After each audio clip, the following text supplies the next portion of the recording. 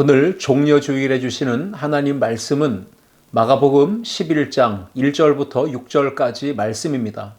본문을 다 함께 읽겠습니다. 그들이 예루살렘에 가까이 와서 감람산 벳바게와 베다니에 이르렀을 때에 예수께서 제자 중 들을 보내시며 이르시되 너희는 맞은편 마을로 가라. 그리로 들어가면 곧 아직 아무도 타보지 않은 나귀 새끼가 매여 있는 것을 보리니 풀어 끌고 오라. 만일 누가 너희에게 왜 이렇게 하느냐 묻거든 주가 쓰시겠다 하라. 그리하면 즉시 이리로 보내리라 하시니 제자들이 가서 본즉 나귀 새끼가 문 앞 거리에 매여 있는지라 그것을 푸니 거기 서 있는 사람 중 어떤 이들이 이르되 나귀 새끼를 풀어 무엇 하려느냐 하매 제자들이 예수께서 이르신 대로 말한데 이에 허락하는지라. 아멘. 함께 읽은 말씀을 가지고 성령의 감동을 따르는 제자, 이러한 제목으로 함께 은혜를 나누고자 합니다.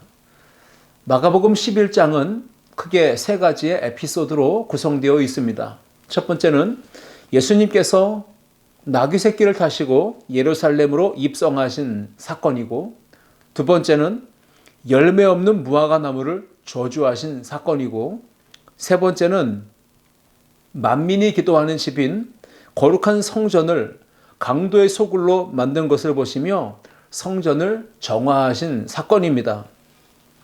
우리가 예수님을 따라가는 제자의 삶을 오늘도 결단하기로 합니다. 특별히 하나님의 음성을 들었다. 많은 분들이 이런 이야기를 하죠. 네, 정말 우리가 예수님을 따라가는 이 제자의 삶에서 하나님의 음성을 들었다라고 하는 표현보다도 어찌 보면 성령께서 이끄셨다. 그리고 성령이 나를 감동하셨다. 성령이 나의 길을 인도하시고 때로 나의 길을 막으시기도 한다. 이런 표현들이 성경적인 표현이라 말할 수 있습니다. 예수님을 따라가는 제자의 삶에서 하나님의 뜻을 따라 살고자 할 때에 하나님의 음성을 직통계시로 받고 듣는 것보다 사실 더 중요한 것은 성령의 감동하심에 민감하게 반응하며 그 말씀을 따라서 순종하는 삶, 그것이 훨씬 더 중요하다는 것을 우리가 절대로 놓쳐서는 안 됩니다. 예수님께서도 이렇게 말씀하셨습니다. 요한복음 10장 27절 보시면 내 양은 내 음성을 들으며 나는 그들을 알며 그들은 나를 따르느니라 말씀하셨습니다. 선한 목자이신 예수 그리스도를 따르는 양인 우리는 주님의 음성을 또렷이 듣고 그 음성을 듣고 잘 따라가야만 영육 간에 푸른 초장과 쉴만한 물가, 풍성함의 은혜를 누릴 수 있습니다. 양으로서 목자의 음성을 듣는 것은 절대적입니다. 그럴 주의 길을 따라가는 제자된 우리의 삶에 또 하나 성령의 감동하심에 민감하게 반응하며 그 말씀을 따라 사는 삶을 사는 것, 이것이 바로 주님을 따라가는 제자의 삶의 생명처럼 소중한 것이기도 합니다. 그래서 오늘 저는 주님의 음성을 듣고 성령의 감동하심을 따라 사는 우리 제자된 저와 여러분이 반드시 인식하며 살아야 될 것, 중요하게 여기며 살아야 될 것은 무엇인지 오늘 마가복음 11장 1절부터 6절까지 읽었지만 마가복음 11장에 나오는 내용들을 세 가지 주제로 하나씩 살펴보며 정말 우리가 주님의 음성을 듣고 성령의 감동하심을 따르는 삶을 살려면 꼭 어떤 것을 우리가 인식하고 있어야 되는지 이 부분을 생각하며 은혜를 나누고자 합니다. 첫째, 함께 읽겠습니다. 성령의 감동에 민감하게 반응해야 합니다. 아멘. 오늘 마가복음 본문에서 종려주일에 예수님께서 나귀의 새끼를 타시고 예루살렘으로 입성하시는 모습을 소개하고 있습니다. 6월절 절기를 지키시려고 예수님이 예루살렘으로 입성하실 때 나귀 새끼를 타셨다는 이야기입니다. 마가복음 11장 1절 2절을 다시 읽겠습니다. 그들이 예루살렘에 가까이 와서 감람산 벳바게와 베다니에 이르렀을 때에 예수께서 제자 중 둘을 보내시며 이르시되 너희는 맞은편 마을로 가라. 그리로 들어가면 곧 아직 아무도 타보지 않은 나귀 새끼가 매어 있는 것을 보리니 풀어 끌고 오라. 이렇게 예수님께서 제자들에게 말씀하셨습니다. 예수님은 어떻게 그렇게 앞으로 되어질 일을 미리 다 알고 계신 것일까요? 예수님은 참 하나님이시며 전지하시고 전능하신 분이시기 때문에 그런 것이죠. 예수님께서 개선장군의 모습으로 백마를 타시고 입성하지 않으셨고 나귀의 새끼를 타시고 예루살렘으로 입성하신 이 모습은 예수님께서 어떤 분이신지를 분명하게 우리 가운데 교훈하고 있습니다. 하늘의 영광 보좌를 다 내려놓으시고 친히 인간의 몸을 입고 낮고 낮은 이 땅에 내려오신 예수님, 그분은 바로 겸손의 왕이셨음을 우리 가운데 보여주는 대목이기도 합니다. 복음서를 보시면 제자들이 말씀대로 가서 나귀 새끼를 끌고 오는데 나귀 새끼가 문 앞에 매여 있는 것을 보죠. 그리고 예수님 말씀하신 대로 풀어 끌고 오라 하셨으니까 풀려고 했습니다. 근데 주변에 사람이 이야기하죠. 나귀 새끼를 풀어 무엇하려느냐? 이렇게 물었을 때 제자들은 답을 합니다. 예수님이 명령하신 대로, 말씀하신 대로 주님께서 쓰시려 한다라고 설명을 하죠. 여기서 이 쓰시고 난다라고 했을 때, 쓰시려고 하신다고 했을 때 이 나귀가 사용되어지고 나면 지체 없이 다시 돌려보내주겠다라고 하는 의미를 담고 있는 거죠. 그 말을 듣고 주인은 기꺼이 나귀 새끼를 보내죠.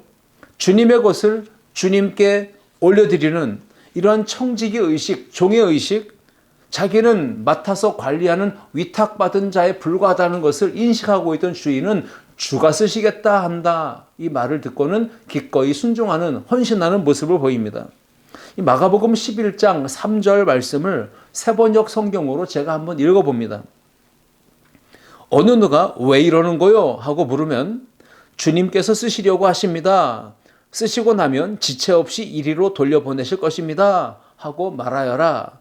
라고 기록하고 있습니다. 예수님께서 주인이십니다. 예수님께서 모든 것의 주권자이시고 모든 것의 소유권을 가지고 계시죠. 그 주님께서 주인이 쓰시겠다라고 하실 때 언제든지 기꺼이 내어드리는 것이 바로 청지기의 자세입니다. 위탁받아서 관리하는 자의 책임이죠. 예수님은 나귀 새끼를 소유하려 하신 것이 아닙니다. 소유로 삼으시려고 한 것이 아니라 잠시 빌려 쓰고 되돌려주고자 하시는 목적이 분명히 있으셨던 거죠. 여기서 우리는 깨닫는 몇 가지 교훈이 있습니다. 하나는 하나님께서는 당신의 영광을 위해 우리를 쓰시고자 하십니다. 그래서 우리에게 시간과 물질과 재물 또 재능, 우리의 모든 삶을 하나님께 우리가 영광을 위해 드린다면 그것을 다시 우리에게 은혜와 복으로 되돌려 주신다. 더 큰 것으로, 더 풍성한 것으로, 아름다운 것으로 채워주신다라고 하는 의미를 우리 가운데 담고 보여주고 있습니다. 또 하나는요, 아직 아무도 타보지 않은 나귀 새끼라고 했습니다. 만왕의 왕이신 예수 그리스도를 아직 아무도 타보지 않은 나귀 새끼가 탔다, 태웠다라고 하는 거예요. 예수님을 태운 그 나귀의 모습을 보십시오. 얼마나 영광스러운 일입니까? 메시아이시고 만왕의 왕이신 예수 그리스도를 등에 태웠다라고 하는 건요, 선택받은 영광스러움이 있는 겁니다. 구속사에 요긴하게 쓰임받았다고 하는 기쁨과 감사와 감격, 은혜, 그 은총, 그것을 경험했다라는 것이 얼마나 감격스러운 일입니까? 주가 쓰시겠다라고 하는 이 말을 듣고는 나귀 새끼를 기꺼이 내어줄 수 있었던, 기꺼이 주님께 돌려드릴 수 있었던 이 주인의 모습, 청지기 정신이죠. 전적으로 주가 쓰시겠다라고 했을 때 주님 앞에 순종하며 헌신하는 그 모습이 오늘 우리에게 교훈을 주고 있는 것입니다. 우리는 과연 주님을 따르는 제자로서 주님께서 쓰시겠다라고 말씀하시는 이 음성을 들었을 때 어떻게 반응을 하고 있습니까? 만약에 그 음성을 오늘 듣는다면 우리는 어떻게 반응할 수 있을까요? 나의 시간도, 나의 재능도, 나의 달란트, 이 은사를, 이 물질과 이 젊음을, 내 생명을 주님께서 쓰시겠다고 한다면 우리는 나를 써주시는 이 주님의 은혜에 감사하며 기뻐하며 영광스럽게 여기며 하나님 앞에 순종하여 우리의 삶을 전적으로 헌신하며 내어드릴 수 있는 믿음의 결단과 선택을 하는 우리 모두가 될 수 있기를 주님의 이름으로 축원합니다. 우리의 삶 전부가, 그리고 우리 공동체의 예배가 전적으로 하나님의 영광을 드러내는 예배, 주님 앞에 온전한 헌신을 다 쏟아붓는 예배로 구별되어야 합니다. 하나님께 온전한 드림이 되어서 거룩한 주님의 손에 붙들린 바 되고 아름답게 향기롭게 복되게 쓰임받는 그런 축복의 통로가 되는 우리 모든 성도들의 삶이 될 수 있기를 주님의 이름으로 축복합니다. 주님은 사지가 멀쩡해서 쓰는 게 아닙니다. 젊다고, 재능이 있다고, 실력이 있다고, 많은 스펙을 쌓았다고 쓰시는 분이 아닙니다. 그런 훌륭하고 세상적인 기준으로 모든 걸 다 갖춘 엘리트만 골라서 쓰시는 분이 아니시라 주님께서 쓰시겠다라고 하는 말씀 앞에 믿음으로 순종하며 기꺼이 자신의 삶을 헌신할 수 있는 그런 사람을 주님은 원하시고 그런 사람을 찾으시고 그런 사람을 쓰신다는 거예요. 육신은 연약하지만 몸도 비록 노쇠해져서 기력이 쇠하여져서 활동은 불편하지만 내가 할 수 있는 역량이 매우 부족하다고 여겨지는 그런 힘겨운 삶을 살아가고 있지만 만약 주님께서 그럼에도 불구하고 나의 삶을 쓰시겠다고 말씀하신다면 우리는 기꺼이 주님 앞에 나의 삶을, 나의 몸을, 나의 시간을, 나의 물질을, 내게 있는 모든 것을 주님 앞에 기꺼이 올려드려 헌신하는, 정말 주님 앞에 나는 주님의 종입니다, 내 것은 주님의 것입니다 라고 인정하며 청지기 마음을 가지고 주님 앞에 헌신하는 우리 믿음의 성도들 모두가 다 될 수 있기를 주님의 이름으로 축복합니다. 오늘 우리에게 주신 첫 번째 교훈은 언제든 성령님께서 우리 가운데 감동하시고 마음을 동하게 하실 때에 기꺼이 민감하게 반응하며 순종함으로 하나님께 우리의 삶을 드리는 그런 아름다운 성도들 모두가 될 수 있기를 주님의 이름으로 축원합니다. 둘째, 함께 읽겠습니다. 주님의 책망을 경고로 새겨들어야 합니다. 예루살렘에 입성하신 예수님께서 성전에 들어가십니다. 그리고 성전의 모든 것을 둘러보십니다. 때가 이미 저물어서 제자들과 함께 베단으로 나가십니다. 그리고 이튿날 베다니를 떠나시면서 시장하셨던 예수님은 잎이 무성한 무화과 나무를 보십니다. 그 무화과 나무 한 그루를 보시고 저 무화과 나무에 열매가 있는지를 보려고 가까이 가시죠. 그런데 아직은 무화과 철이 아니라고 오늘도 본문에 보시면 이야기가 나오는데요. 무화과 철이 아닌데 잎사귀가 무성합니다. 그러나 잎사귀만 무성할 뿐 열매가 없었어요. 그 모습을 보시고 예수님이 저주하셨어요. 그리고 그 나무는 말라 죽습니다. 우리가 이 사건 속에서 놓치지 말고 살펴보아야 될 중요한 포인트가 있죠. 그것은 예수님께서 어떤 때, 즉 시기, 어떤 상황을 보시고 이 무화과 나무를 저주하셨는가를 우리가 살펴보아야 된다는 것이죠. 우리가 오늘 읽지 않았지만 마가복음 11장 12절과 13절을 볼 텐데요. 제가 읽어보겠습니다. 이튿날 그들이 베다니에서 나왔을 때에 예수께서 시장하신지라 멀리서 잎사귀 있는 한 무화과 나무를 보시고 혹 그 나무에 무엇이 있을까 하여 가셨더니 가서 보신즉 잎사귀 외에 아무것도 없더라. 이는 무화과 때가 아님이라 라고 기록하고 있습니다. 그 나무에 무엇이 있을까 하여 가서 보셨던 것이죠. 기대가 있었던 겁니다. 주님은 간절한 원하심이 있었습니다. 바로 무화과 나무는 택하신 이스라엘 백성들을 의미합니다. 그 하나님의 택한 백성을 향한 하나님 아버지의 마음은 기대가 있고 열망이 있다는 것이죠. 이스라엘이 하나님 앞에 맺어야 될 열매가 있는데 과연 그것이 있는가를 보신 거예요. 근데 오늘 말씀을 읽다 보면 예수님은 온유하시고 자비로우시고 사랑이 많으신 분입니다. 그런데 오늘 본문에 보시면 저주하셨어요. 그리고 그 나무는 곧 말라 죽습니다. 예수님이 왜 그렇게 지나치게 과잉 반응을 보이시면서 무화과 나무를 저주하신 것일까라고 생각이 될 수 있습니다.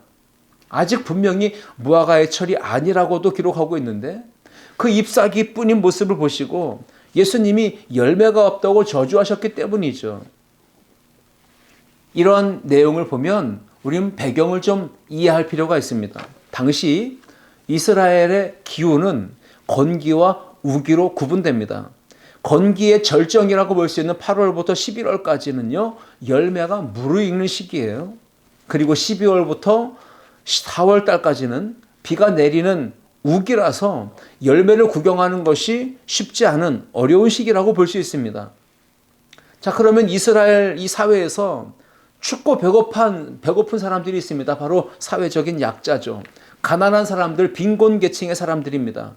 그들은 우기가 끝나는 시기를 굉장히 기다립니다. 왜냐하면 그 시기가 굉장히 중요한 거죠. 우기가 끝나고 4월이 되면 가장 처음으로 열리는 열매, 그 무화과 열매예요. 그 4월 달에 열리는 이 무화과 열매를 일컬어서 파게라고 부릅니다. 그 파게라고 하는 처음 익은 열매가 가난하고 힘들고 어렵게 사는 사회적 약자들에게는 어찌 보면 배고픔, 굶주림을 해결하는 양식이 되기 때문에 매우 중요한 거죠. 그리고 그 이후에 열리는 상품성 있고 맛있고 품질 좋은 이 무화과 열매가 있는데 그 열매를 가리켜 테에나라고 불렀다는 거죠. 무화과는 파게와 테에나 둘로 나뉩니다.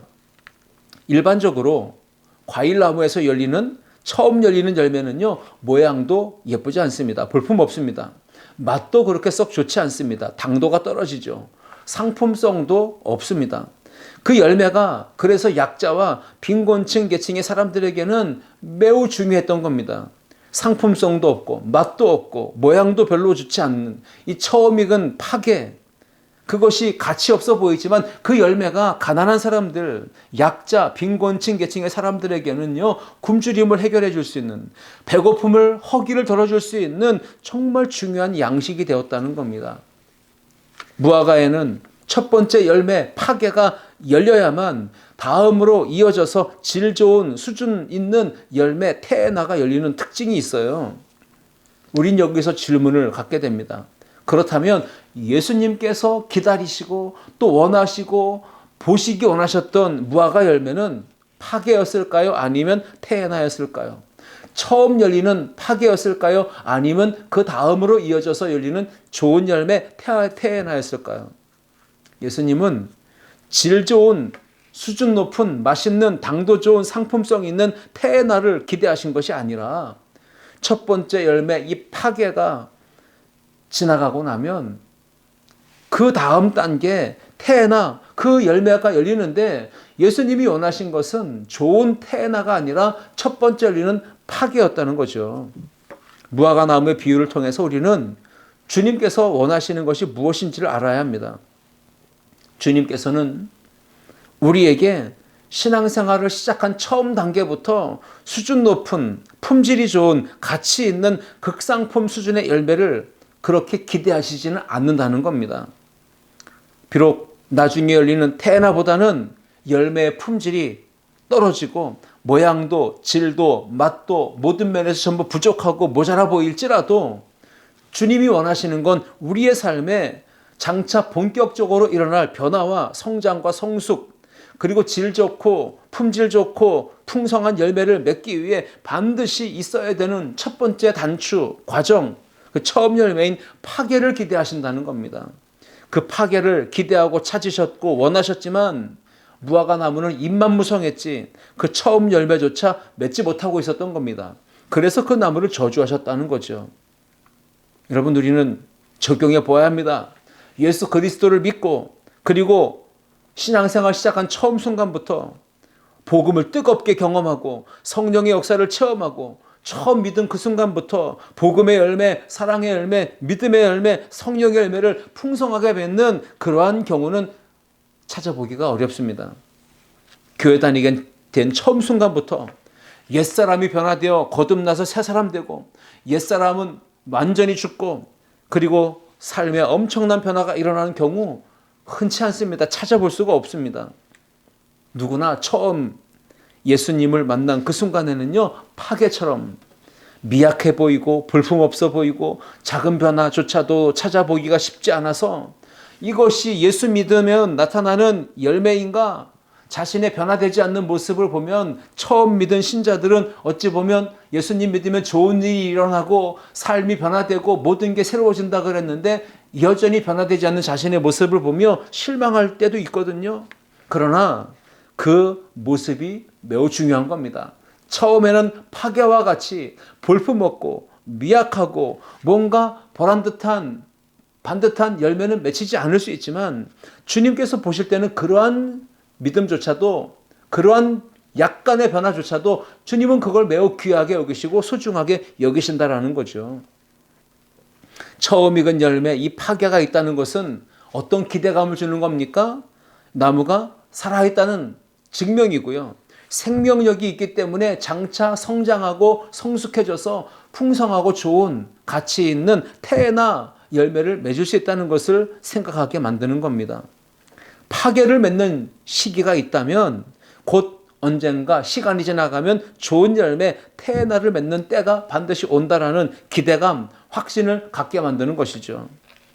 예수님을 믿고 교회를 다닌 지 수년이 되고 수십 년이 되었을지라도 여전히 삶에 아무런 변화가 일어나지 않다면, 아무런 헌신도, 영적인 성숙도, 삶에 따르는 열매도 맺지 못하고 있다면 우리는 다시 처음 단계로 돌아가야 합니다. 처음 파괴라고 하는 열매조차도 맺지 못하면 다음 단계인 태어나는 기대할 수가 없는 것입니다. 교회 곳곳에 절기 때, 행사 때 놓았던 화분, 화초들이 곳곳에 있죠. 싱싱하게, 그리고 잘 관리하는 것 쉽지 않습니다. 어떤 화분은 때마다 물을 주죠. 그러면 잘 자랍니다. 그리고 파릇파릇하고 싱싱한 모습을 보입니다. 그런데 어느 나무는 말라서 시들고 죽어갑니다. 화분을 관리하다 보면 영양제도 주고 물도 주고 햇볕도 잘 쐬도록 관리를 하고 모든 면에서 노력을 하지만 안타깝게도 시들시들하게 말라가면서 죽어가는 것을 보면 참 마음이 안타깝기도 해요. 식물 하나도 싱싱하게 잘 자라서 그리고 꽃이 피고 열매 맺는 걸 보면 마음이 기쁘고 행복하지 않습니까? 주님께서 우리를 보실 때 어떤 기대를 가지고 계실까를 생각해 보시면 좋겠습니다. 주님께서 열매 없이 입만 무성하게 신앙생활하고 있는 우리들에게 들려주시는 책망과 경고의 말씀이 오늘 무화과 나무를 저주하신 사건이 우리에게 주는 경고와 책망의 사인이기도 한 것입니다. 책망과 경고로 마음에 깊이 새겨서 우리가 삶에서 적용한다면 얼마나 좋을까요? 주님께서 나에게, 우리 가정에, 우리 교회에, 우리 구역 공동체에 꽃이 피고 열매를 맺기를 기대하신다는 겁니다. 열매를 맺기를 원하신다는 것입니다. 그래서 지금 무화과 나무가 저주받았을 때 열매가 없음을 인하여 책망을 받고 저주를 받은 것이지 않습니까? 우리가 오늘 주님께서 나의 모습을 보시며 입만 무성하고 열매가 없이 그저 신앙생활을 종교행위하듯 하는 우리의 모습을 보시면 뭐라고 말씀하실까? 우리는 주님의 주시는 말씀을 나에게 주시는 책망과 경고의 말씀으로 마음판에 새기고 우리의 모습을 고치고 온전하게 성장하고 성숙해서 주님이 기뻐하시고 원하시는 열매를 보여드리는 우리 믿음의 성도들 다 될 수 있기를 주님의 이름으로 축복합니다. 셋째, 함께 읽겠습니다. 기도하는 거룩한 공동체가 되어야 합니다. 아멘. 6월절 절기가 되어 예루살렘에 입성하신 예수님, 성전에 들어가셨습니다. 그리고 성전 안에서 매매하는 사람들을 보시죠. 그들을 다 내쫓아내십니다. 그들의 상을 다 둘러 엎으십니다. 그리고 예수님께서 말씀하시죠. 만민이 기도하는 거룩한 아버지의 집, 성전을 너희가 강도의 구렬로, 강도의 소굴로 만들었다라고 예수님이 강한 어조로 극대노하시며 이렇게 말씀하셨어요. 예루살렘 성전은 구조상 지성소와 성소로 나뉘어져 있어요. 이렇게만 생각할 수 있지만 당시 예루살렘 성전의 구조는 좀 복잡합니다. 당시 예루살렘 성전은 헤롯 성전이죠. 밖에 외부에 상점들이 놓여 있었고요. 그 안으로는 이방인의 뜰이 있었고 안나스의 상점들도 자리를 잡고 있었다고 합니다. 그곳에서 성전에서 제사에 쓰여질 물품들, 재물, 양이나 염소나 다양한 재물들이 매매가 되고 있었다는 겁니다. 그런 상행위들이 계속해서 활발하게 이루어지고 있었어요. 어떤 이유에서 성전에서 이런 매매 행위가 이루어지고 있었을까요? 배경을 보면 이스라엘 백성들은, 유대인들은 유월절 절기 또 다양한 절기를 지키기 위해서 멀리서 여행해서 옵니다. 각처에서 여행해서 올 때 재물을 가지고 와야 되거든요. 그 재물들을 끌고 오든지 들고 오든지 그것이 매우 먼 길이기 때문에 부담이 됩니다. 힘들기도 합니다. 양이나 소를 재물로 끌고 올 때도 흠이 없는 재물을 바쳐야 됐기 때문에 이동 동선상 재물에 흠이 생길 수 있거든요. 그래서 이 성전에 도착했을 때 대제사장이나 제사를 집례하는 사람들이, 지도자들이 양에도 흠이 있다, 소에도 흠이 있다고 하면 기껏 끌고 왔던 그 재물이 무용지물이 됩니다. 재물로 바쳐질 수 없기 때문에 다른 재물을 사서, 흠이 없는 재물을 사서 제사를 드려야 했던 것이죠. 그래서 이 예루살렘 성전 안에 매매하는 사람들이 자리를 잡고 있었던 겁니다.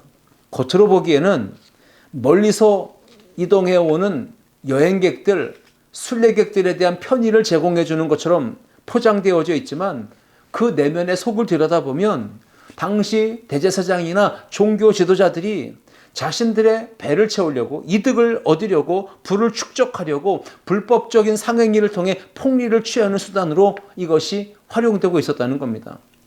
그 장사 행위를 허용해 주면서 자기들은 배를 불렸던 것입니다. 눈 감아주면서 자기들은 이득을 취하고 있었던 것이죠. 바로 이렇게 예수님이 성전의 기능이 다 마비되고 본질이 없어진, 변질된, 타락한 이 성전의 모습을 보이시면서 예수님은 분노하셨던 것입니다. 그들의 상과 의자를 둘러보시고 그들을 내쫓으시며 채찍을 휘두르신 거예요. 만민이 기도하는 내 아버지의 집을 너희가 강도의 소굴로 만들었다라고 예수님은 책망하신 것입니다. 마가복음 11장 17절 말씀처럼 말이죠.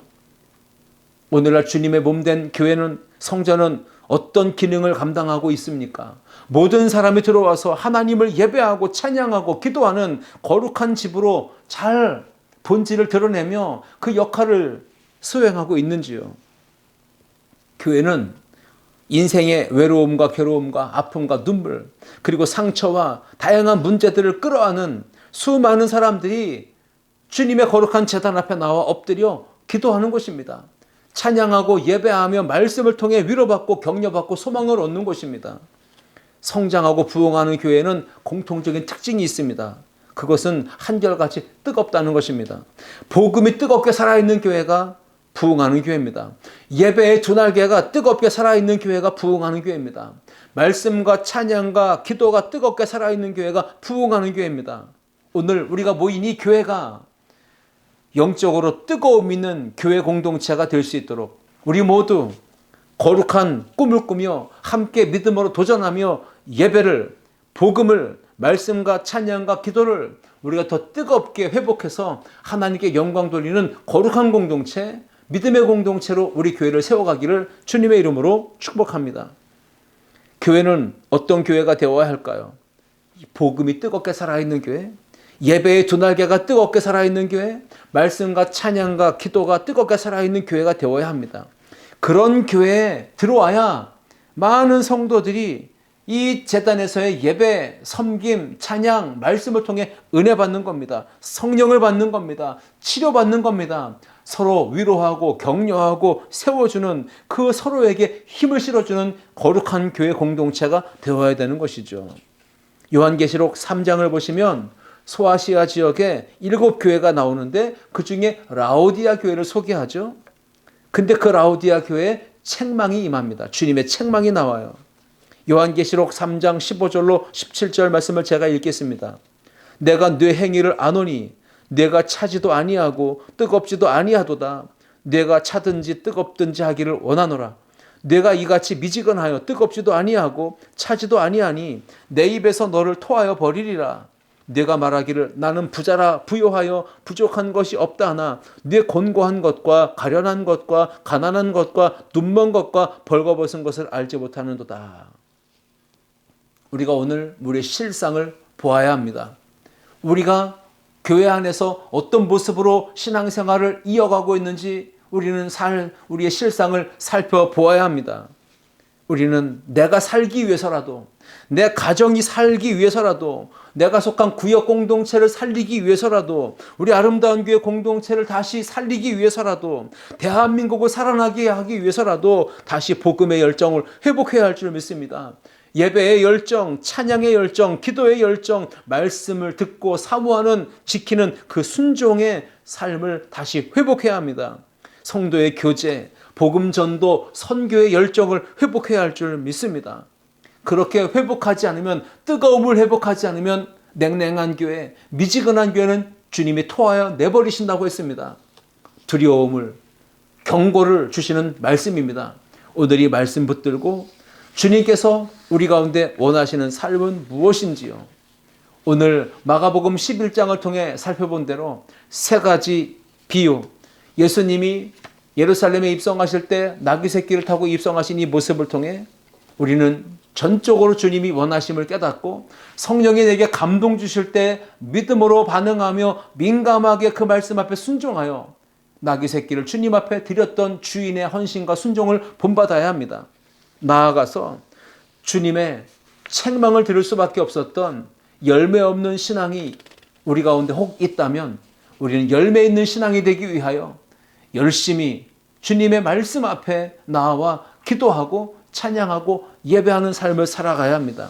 교회가 어떤 교회가 되어야 합니까? 뜨거운 교회가 되어야 합니다. 복음이 살아있고 예배가 살아있고 말씀이 살아있고 찬양이 살아있는 교회. 우리 가정이, 여러분의 우리 구역이, 우리가 속한 이 교회 공동체가 말씀이 살아 역사하는 교회, 성령의 불이 뜨겁게 타오르는 교회가 되어야 합니다. 뜨거운 사랑의 실천과 성도의 교제가 회복될 때 우리 교회가 부흥하는 교회가 될 줄 믿습니다. 이번 한 주간도 종려주일에 이 고난주간 한 주간을 보내면서 예수님을 깊이 묵상하고 주님이 우리 가운데 원하시는 믿음의 삶을 살아가기를 힘쓰는 저와 여러분 모두가 될 수 있기를 주님의 이름으로 축원합니다. 기도하시겠습니다. 살아계신 하나님 아버지 감사합니다. 지금 주님께서 우리 가운데 원하시는 삶이 무엇인지를 오늘 종려주일에 주신 말씀을 통해 깨닫게 하셨으니 감사합니다. 성령의 감동에 민감하게 반응하는 믿음의 사람들 되게 도와주시고 주님의 기대하심에 부응할 수 있는 주님의 원하심을 이루어드리는 열매 있는 신앙인으로 우리가 살아가도록 역사하여 주시며 나아가서 우리가 몸된 교회 섬기는 지체로서 공동체의 한 몸으로서 우리가 교회를 거룩한 공동체로 만들어가기 위해 성령의 뜨거움이 있는 교회, 말씀의 역사가 있는 교회, 성도의 사랑에 넘치는 교회가 되도록 우리가 함께 기도하는 집, 여호와의 집, 거룩한 집을 순결하고 거룩한 공동체로 만드는 일에 힘쓰게 하여 주옵소서. 모든 영광과 찬송을 주께 올려드리며 예수 그리스도의 이름으로 기도하옵나이다. 아멘.